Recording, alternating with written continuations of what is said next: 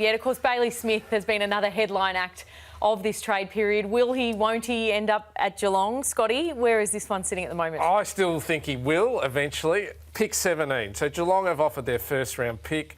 I think we all seem to think that's about right, because when you're talking about Baker at 14, Houston 12 or 13, Bailey Smith at 17, that's not too far away from those guys.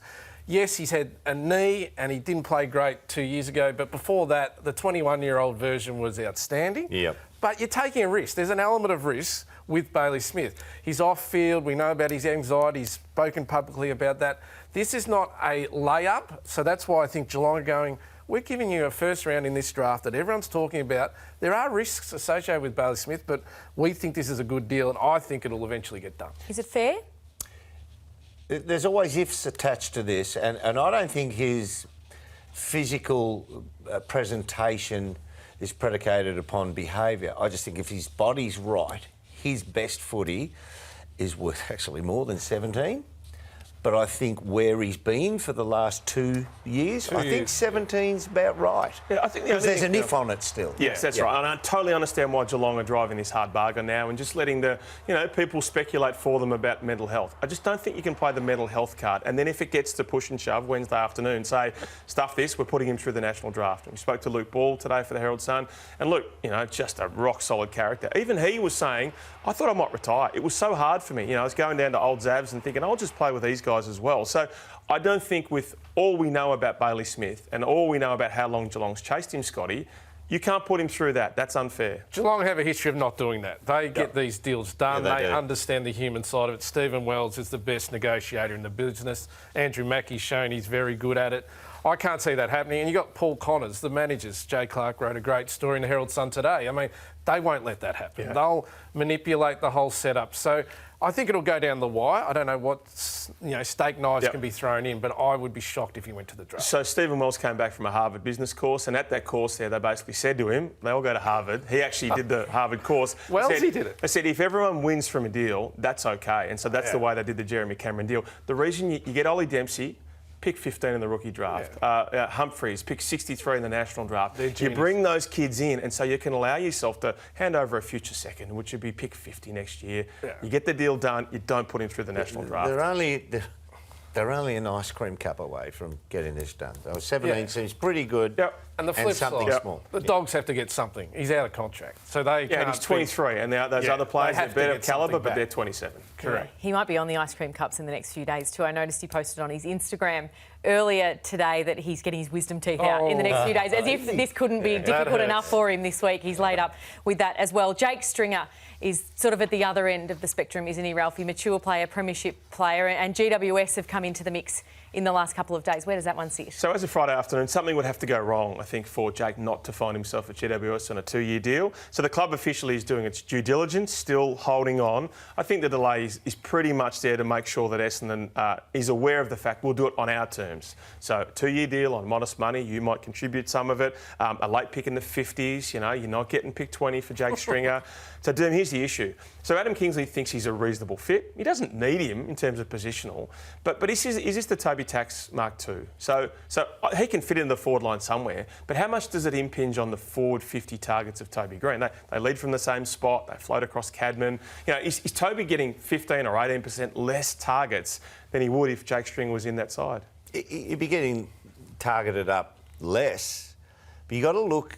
It's about time they started looking life after Toby as well, a view to that. Now, whether Jake Stringer is to be much more longer life after Toby. Not sure. The one thing I would say, though, is Jesse Hogan plays 97% ground time. He's just take it that he's on the whole time.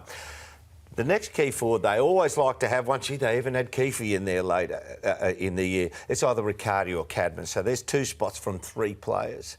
They like Toby Green on the ground. There's 4 players from 5 players, 4 positions from 5 players. They love Darcy Jones. They love Daniels. They love Bedford being on there. So there's 7 players for 6 positions, and one of them's got to go up the ground. Yeah. You add Callum Brown is probably, I think, the player who Jake Stringer would fight for a position. They're both wildcard players, not structural players. If you ask Jake, you have to hit the wings, lead up in this fashion and be predictable and that, he'll go, I've never done that. Yeah. What do you want? How do you want me to We're do that? predictable. No, I don't do that. I'm wild card. I play wild card. I'll just see it and I'll run to it. And that's his best. Yes. Yeah. When he's just going, allow me to just, I'm a peacock, let me fly. That's where you get his best. That's Callum Brown's position. He didn't finish off the year that well, Callum Brown, but he's a talent. So he'll have to fight him for that because he won't be ousting a key forward position. He won't be taking away the small forward positions who they love their pressure and harassment and tackle. So he'll be made to fight for that position. He does have another string to the bow. He's a very good centre clearance player. Earlier in the year when he was fitter than he was at the end, Essendon played him often, centre bounce, clearance. That is a good strength to have. He can do that. Yeah. Can his body allow him to do it? So I would say to that, and these are all the ifs of when you're going to recruit someone, that is an awesome player to have. Jake Stringer, who can go into the middle, is fantastic. But you've got to be able to do it at least twice a quarter for 4 quarters. Yeah. 8 times a game is what you need from that lad to go in there. He couldn't do that by the end of the year. I'm sorry for those fans of him and think we speak harshly about him. This is the cold, hard facts. They couldn't put him into the centre of the ground. He couldn't run it out. So what did you do in the late stages of your career when you couldn't hit the track and you couldn't do 10,000 Ks on your app back then? what are you saying to Jake in terms of what he has to devote? I cheated. Or sacrifice. You can't cheat these days and hide. When you might have some niggles to still stay in elite shape. So even if you're not, that you just have to do that to actually stay where your skin folds are at the required level. He's an awesome talent. And he's done it most of his career on a modicum of what league preparation dictates you have to do. The rest has been done on talent.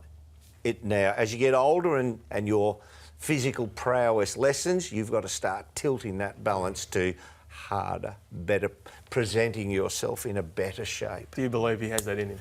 I think everybody has the ability to want to do that and try to do that. I don't know him well enough to say, cling, whether that penny's Change of dropped. scenery, different state. It could. But the Giants are in a great position because they'll just say, look, Essendon made this about Jake. They wanted him to pull his head in. They've written him down as an entity. Yeah.